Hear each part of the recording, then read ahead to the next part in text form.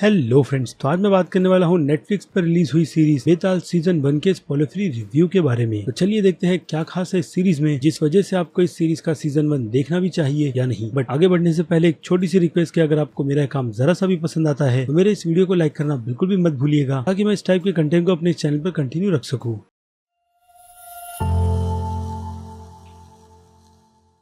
So friends, आगे बढ़ने से पहले बात कर लेते हैं इसके सीजन 1 के सारे डाउट्स के बारे में, जैसे कि इस सीजन में टोटल कितने एपिसोड्स हैं। वेल, इस शो में हमें देखने के लिए टोटल 4 एपिसोड्स मिलते हैं, जिनमें से हर एक एपिसोड का लेंथ लगभग 40 से 50 मिनट का है। यानी इस सीरीज को देखने के लिए आपको लगभग 3 से 3.5 घंटे देने होंगे, जो कि मेरे हिसाब से बिल्कुल वर्थ इट है। जी हाँ, आपने बिल्कुल सही सुना, ये सीरीज मेरे हिसाब से 2020 की बॉलीवुड की तरफ से बनाई गई सबसे बेस्ट हॉरर सीरीज है। जी हाँ, सबसे बेस्ट हॉरर सीरीज, वो भी तुम्बाड़ के बाद, क्योंकि इसके पहले बॉलीवुड में जितने भी कंटेंट बनाए गए हैं हॉरर से रिलेटेड, वो सारे के सारे कंटेंट निहायत ही घटिया थे। और हाँ, तुम्बाड़ के अलावा परी फिल्म भी एक अलग कंटेंट पर बनाई गई थी। तो अनुष्का शर्मा की परी फिल्म में जो सबसे बड़ी प्रॉब्लम थी वो था फिल्म की कहानी का पेस, और वैसा ही कुछ थोड़ा बहुत हमें यहाँ पर बेताल की सीरीज के साथ भी देखने मिलता है। जी हाँ, इस सीरीज में भी कुछ फ्लॉ है जिनके बारे में मैं आपको आगे बताने वाला हूँ। क्योंकि उससे पहले एक और डाउट को क्लियर कर लेते हैं, ये सीरीज फैमिलीज के साथ देखने लायक है भी या नहीं। तो जी हाँ, मेरे हिसाब से आप इस सीरीज को कंप्लीट फैमिली के साथ बैठकर देख सकते हो, अगर आपकी फैमिली में किसी को भी गालियों और वायलेंस सीन से जरा भी दिक्कत ना हो तो। इसके अलावा इस सीरीज में कोई भी न्यूडिटी नहीं है। तो चलिए अब सीधे बढ़ते हैं बेताल के सीजन 1 के प्लॉट पर, क्योंकि कहानी की बात किए बिना रिव्यू को करना बिल्कुल बेकार होगा। वेल, तो सीरीज का पूरा फोकस एक ऐसे इंडिया के विलेज में सेट किया गया है जिस विलेज से एक टनल गुजरती है, और इसी टनल को तोड़कर एक मॉडर्न इंडिया की शुरुआत की जानी है। यानी कि एक हाईवे जो एक सिटी को दूसरी सिटी से जोड़ेगा। बट इस बीच उसी टनल के रास्ते में एक छोटा सा विलेज भी पड़ता है, जहाँ के लोग मॉडर्न इंडिया के सपने नहीं देखते, और न ही उस विलेज के लोग ये चाहते हैं कि उस टनल को तोड़कर उस हाईवे को बनाया जाए, क्योंकि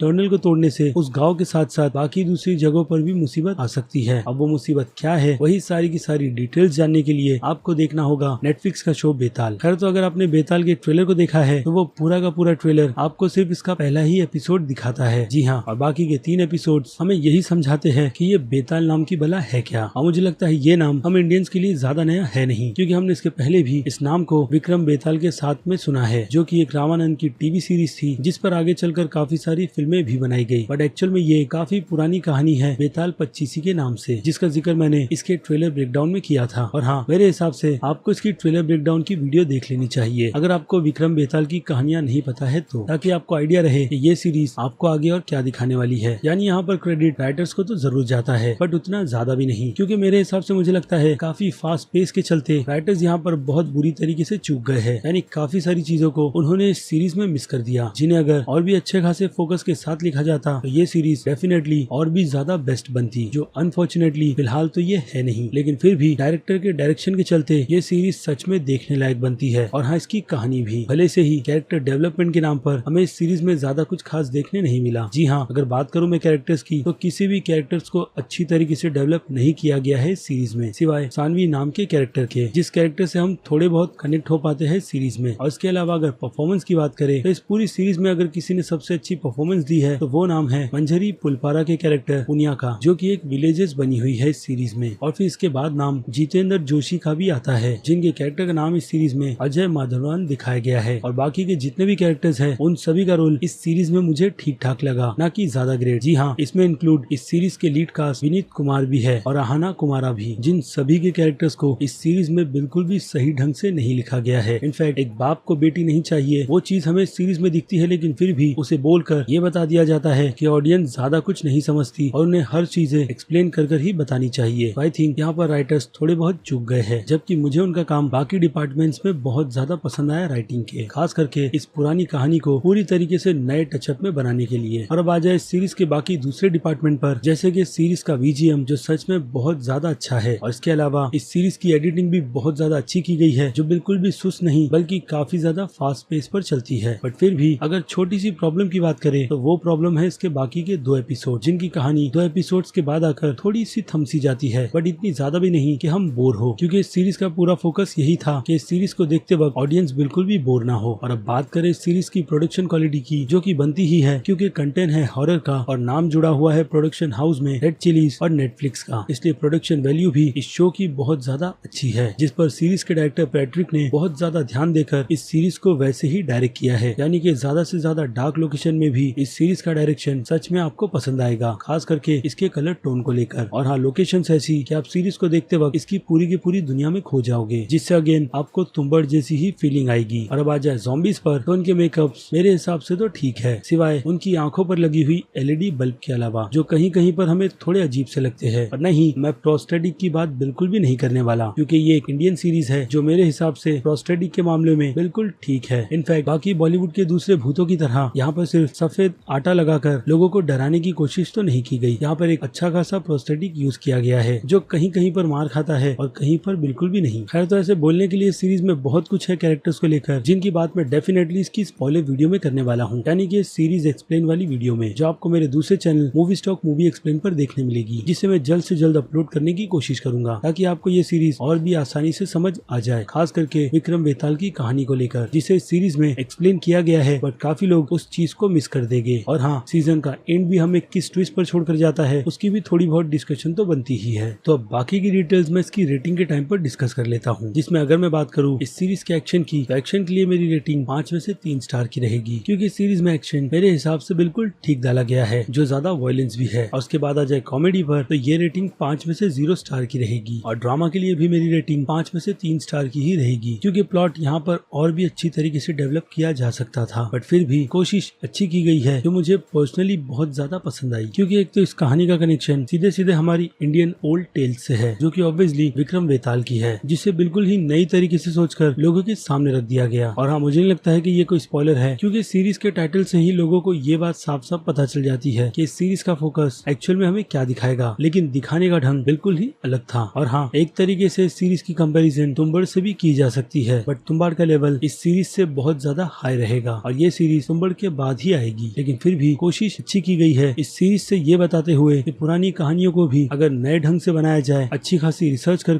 तो वो कहानियां भी अच्छी ही बनती है। और अब बात करें हॉरर की, तो जी हाँ, इस सीरीज में आपको देखने के लिए हॉरर बहुत ही अच्छा मिलता है, वो भी बहुत सारे वॉयलेंस के साथ। अब हॉरर का मतलब ये नहीं कि आप स्क्रीन पर देखकर बहुत ज्यादा डरो, क्योंकि ये सीरीज ऐसी कोई भी चीज आपको बिल्कुल भी प्रोवाइड नहीं करती, यानी कि जंप स्केयर, जो हम कई सालों से बॉलीवुड की फिल्मों में देखते हुए आ रहे हैं। और इस सीरीज में जंप स्केयर की गिनती बहुत ज्यादा कम है, लेकिन फिर भी ये सीरीज इसके डायरेक्शन के तौर पर हमें डराने में कुछ हद तक कामयाब होती है, जिसके चलते हॉरर की रेटिंग 5 में से 3.5 स्टार की रहेगी। और सस्पेंस की बात करें तो सस्पेंस यहाँ पर 5 में से 2.5 स्टार ले जाते हैं, क्योंकि सीरीज इसके फाइनल 4th एपिसोड में हमें काफी सारे ट्विस्ट एंड टर्न से थोड़ा बहुत राहत दिलाती है। लेकिन फिर भी इसका सीजन 1 हमें कुछ ऐसे पॉइंट पर छोड़कर चला जाता है, जिससे डेफिनेटली इसका सीजन 2 भी आएगा, जिसके लिए हम वेट करेंगे ये जानने के लिए कि अब आगे होगा क्या इसकी सीजन 2 में। और अब आ जाए मास्टर्स ऑडियंस पर, तो जी हाँ, ये शो मास्टर्स ऑडियंस को भी पसंद आएगा, जिसके चलते उनके नजर में शो की रेटिंग सीधे सीधे B+ की बनती है। और बात करें क्रिटिक्स ऑफ मेरी, तो इस बारे में क्रिटिक्स ऑफ मेरी राय बिल्कुल सेम है, और ये रेटिंग सीधे सीधे B की बनती है, जिस पर मेरी पूरी की पूरी राय मैंने आपको इस वीडियो में बता दी है कि मैं इस शो को लेकर क्या सोचता हूँ। और मेरे हिसाब से ये रेटिंग इस शो के लिए बिल्कुल परफेक्ट है। इसलिए जाते जाते यही सलाह कि इस क्वारंटीन के टाइम पर एक अच्छा शो रिलीज किया गया है फाइनली नेटफ्लिक्स पर, जिसे आपको बिल्कुल भी मिस नहीं करना चाहिए। और ऊपर से ये शो खास करके इंडियन ऑडियंस के लिए ही बनाया गया है, इसलिए देखना तो बनता है। खैर, तो ये थी मेरी राय नेटफ्लिक्स की सीरीज बेताल के सीजन 1 को लेकर। तो अब आपकी क्या राय है इसके सीजन 1 को लेकर, उस बारे में मुझे कमेंट कर जरूर बताइएगा। और ये भी कि अगर आपने इसके सीजन 1 को देखा है तो आपकी क्या राय है इस सीरीज को लेकर। और इसी के साथ साथ अगर आपको मेरा काम जरा सा भी पसंद आया है तो मेरे इस वीडियो को लाइक करना बिल्कुल भी मत भूलिएगा। और अगर आप मेरे चैनल पर नए हैं तो मेरे चैनल को सब्सक्राइब भी कर लीजिए, और लगे तो उस बेल आइकन को भी क्लिक कर दीजिएगा, ताकि मैं चैनल पर जब भी कोई नई वीडियो अपलोड करूँ आपको उसकी नोटिफिकेशन सबसे पहले मिले। तो चलिए अब मिलते हैं आपसे अगले वीडियो में। Till then